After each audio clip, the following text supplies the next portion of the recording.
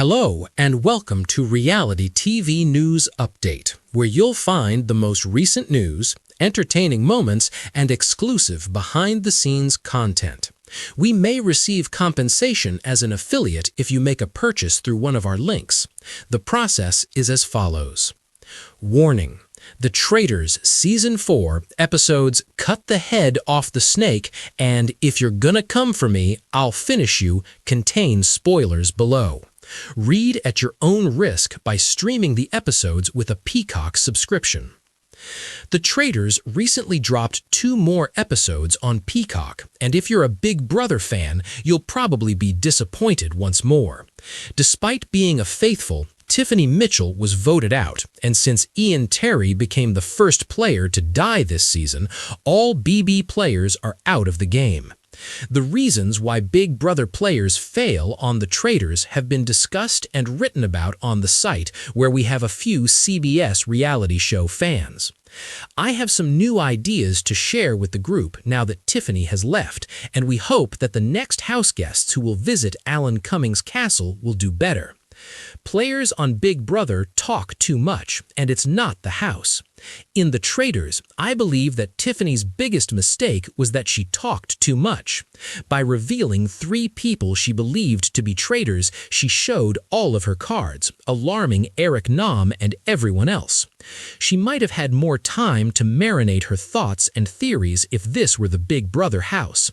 However, since faithful don't live together all the time and only talk for a few hours a day, she might have felt the need to put everything out there and try to take control of the game. It was a strategy that worked in Season 23 of Big Brother and ultimately led to the first black winner of the flagship series. As Eric mentioned, Tiffany appeared to be attempting to guide Faithful into 3 round tables worth of targets in order to possibly protect herself for a longer period of time, which may have contributed to the strategy's failure. He might have felt differently if he had more time to think about it, but as I said, Faithful only have a few hours each day to talk and think. Additionally, they are having fun with a lot of people unfamiliar with reality competition shows. In Season 4 of The Traitors, gamers are having trouble, but I find that this frequently occurs when they are thrown into chaos with people who have no idea how reality competition shows work. This happens in Big Brother, who regularly scouts out influencers, athletes, and others who have never watched the game before and don't know how the series works. As a result, they don't know how to keep secrets or that stating a theory isn't necessarily suspicious. Rather, it's more likely that they are using them as a sounding board. The main takeaway I have from this is that Big Brother players need to acknowledge that playing the Traitors is nothing like the CBS series. It's almost like they forget they're playing a game and try to compare it to real life. The true objective in this situation is survival, perhaps more so than identifying the true traitors. The true winners are those who remain unnoticed and pose a threat to the faithful as well as the traitors. The Traitors will continue to air on Peacock in 2026, airing new episodes on Thursdays at 9 p.m. if they keep their cool going forward. At least that's what I hope. E.T. Having said that, I've noticed that episodes are going live a little bit earlier than the official time, so don't be afraid to start your streaming service about 30 minutes early just in case you can get started sooner.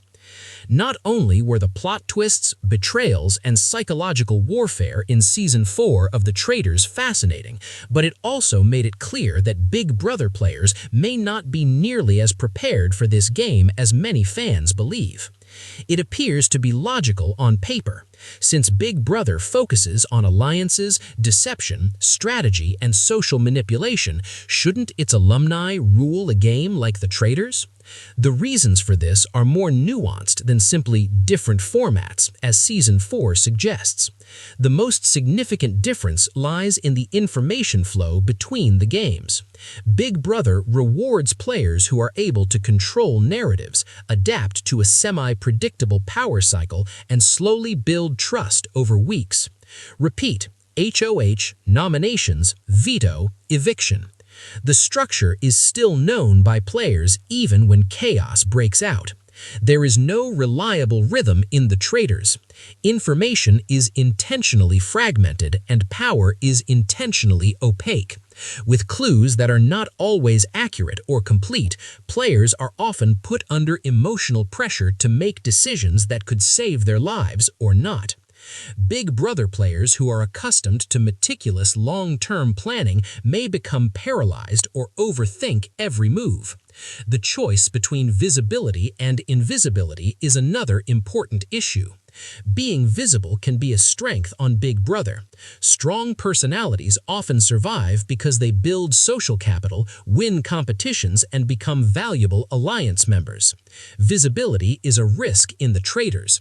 It can put a target on your back if you talk too confidently, lead conversations, or even appear too smart. The fourth season has demonstrated repeatedly that players who fade into the background frequently last longer. In a game where suspicion is the ultimate weapon, Big Brother veterans are trained to manage rooms, steer conversations, and become indispensable, skills that can backfire spectacularly. Additionally, there is the issue of time compression. Big Brother takes place over many months. Players have ample time to correct their errors, re-establish trust, and adjust their strategies. In the Traitors, the game is ruthless. A player's game can be over in a flash with just one bad roundtable performance, one wrong accusation, or even a subtle shift in tone. Season 4 has shown how quickly stories become established. When the group decides that someone feels off, logic frequently disappears. The breathing room Big Brother players are accustomed to is simply absent. Big Brother players rely on long-term damage control. Social reads work in different ways. In Big Brother, players keep an eye on each other all the time, with 24-hour feeds, shared bedrooms, and long conversations at night. You learn how someone normally acts. Interactions in the Traitors are restricted and carefully planned. Fragments, such as a glance, a pause, or a single breakfast sentence, must be interpreted by players to arrive at conclusions. In Season 4, the unreliability of these micro-reads has been emphasized. Big Brother contestants take great pride in their ability to read people, but when the sample size is small, these instincts can result in false confidence and costly missteps. The distinction between guilt and morality that has emerged from Season 4 is perhaps the most striking revelation. In Big Brother, lying is accepted as normal. Calling someone out for lying rarely has any moral weight. It's just gameplay, and everyone expects it. Deception seems to be more intense in the Traitors. Even though they are aware that the rules allow for betrayal, loyal players frequently frame the game in terms of emotions or morality. Analytical Big Brother players may underestimate the group's emotional drive when they approach deception. The roundtable discussions in Season 4 have been driven less by logic and more by gut feelings, resentment, and emotional reactions. This creates an atmosphere where cold strategy can be misunderstood as malicious intent. Another Big Brother staple, competitive prowess, is surprisingly irrelevant. In Big Brother, winning comps equals influence and safety. There is no equivalent shield in the Traitors. Success in the mission benefits the group rather than the individual, and exceptional performance can in fact raise suspicion. Players who appear too capable have repeatedly been punished in Season 4. This inversion can be jarring and destabilizing for Big Brother alumni who are accustomed to proving their worth through victories. Last but not least, the mental toll of constant paranoia. Players on Big Brother go through waves of paranoia, usually in response to evictions or shifts in power. The game itself is paranoia. Every vote, every silence, and every conversation has meaning. Season 4 demonstrated how exhausting this environment can be, particularly for players who have been trained to manage alliances and calculate probabilities. Even the most accomplished strategists can fall apart when nothing can be proven and trust is always temporary. Season 4 not only entertained me, but it also altered my perspective on crossover reality competition. Big Brother produces exceptional strategists, but in the Traitors, strategy alone is not enough.